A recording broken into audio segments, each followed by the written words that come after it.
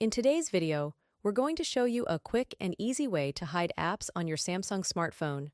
This is perfect if you want to keep certain apps out of sight, declutter your home screen and app drawer, or maybe even hide some pre-installed apps you don't use. Let's get started. Alright, first let's open the Settings app.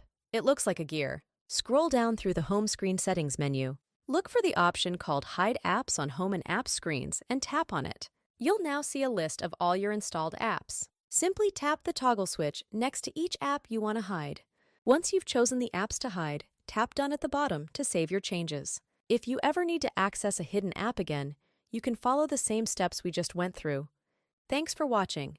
Now you know how to easily hide apps on your Samsung Galaxy phone using the Settings app.